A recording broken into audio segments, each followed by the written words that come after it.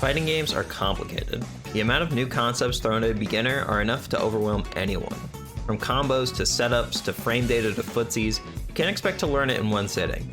Frankly, it could be an investment of months to years to get a grasp on every idea the genre presents.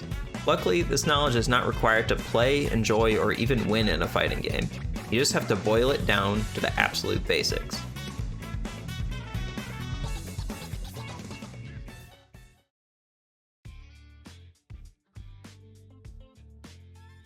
At the start of a round, you begin in the stage of the fight called neutral, meaning no player is being hit or blocking and both players are just trying to find a way to get started. In neutral, I just want you to think about two things to start. The first is your character's best poke.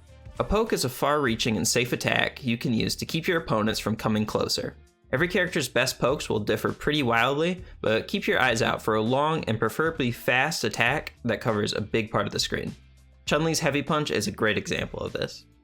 If you have trouble finding a good poke, watch someone else play your character and pay attention to the big button they press the most. Or if all else fails, you can always feel free to ask good players questions. Once you identify your favorite poke, you just start throwing it out from a distance and make it hard for your opponent to walk toward you. Your goal when poking is to keep your opponent away from you until they try to jump, and that's where our other level 1 concept comes in. The first tool many people will try to beat your poke is to simply jump over it, but if you're ready, you can stop them. Using an attack that hits above you to knock your opponent out of the sky is called anti-airing. Once again, the normal you use for your anti-air will vary from character to character, but everyone should have a normal attack or special move suited for the job. This is the situation you want to look for.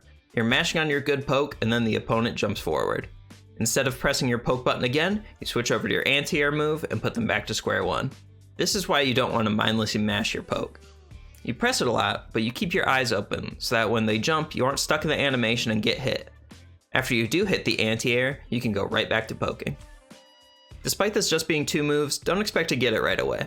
It'll take some practice to react to their jumps, but trust me, every time you do hit an anti-air, good players will be way more impressed than you think. Take pride in every anti-air you hit. Trust me, it feels great. Alex Fire grabbing him with the Ultra 2! Oh my! Is this not going to be enough quite yet? But he's right there. What's the follow-up? And it just overheads him! Alex Fire sending Bachan in the loser's bracket!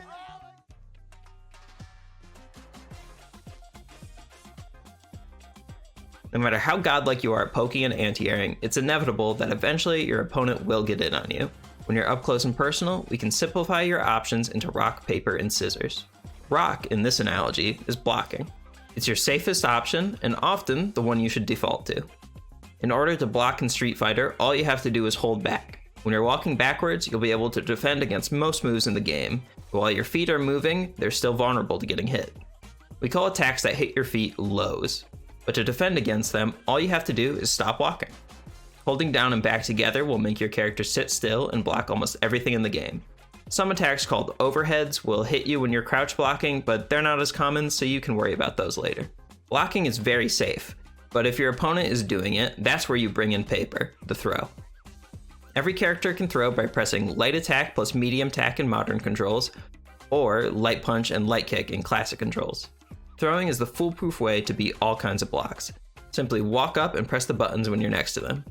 Don't underestimate the power of throws. Go ahead and piss off your block-happy friends by throwing them the whole round. If they get mad and call throws broken, introduce them to scissors. The fourth one, you never know. Yes, there it is, the fourth one. He's done it. He's definitely done that to Tiger before. Scissors are, of course, your attacks. When you're up close and personal, you're going to want to stick to your light attacks because they're quick and safe. If they would hit at the same time, an attack will always beat a throw. So keep that in mind against opponents who want to keep throwing you over and over. Just mash on your light attacks and bat them away. So to reiterate, blocking beats attacking, throwing beats blocking, and attacking beats throwing. There's a lot to think about in close range scrambles, so don't beat yourself up if you're not always making the right decision there. It takes a lot of time and practice to switch between rock, paper, and scissors on the fly, and even the best players in the world will make mistakes. Just be patient with yourself, keep it simple, and if you ever have doubt, just block it out.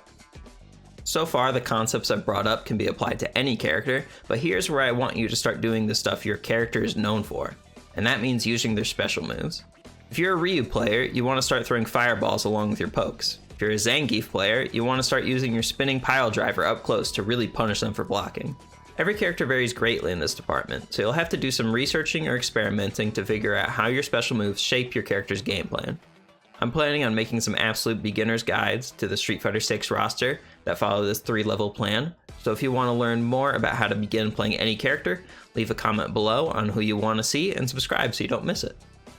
Once again, fighting games are complicated. Even the basics will take a while to get down, so don't overwhelm yourself with too much of the crazy stuff right away. If you can get the ideas in this video down, you'll have a huge head start on learning anything else the game can throw at you. If you found this helpful, leave a like and share it with your friends who are trying to get started with Street Fighter, so more people can find a little help learning this amazing genre of games.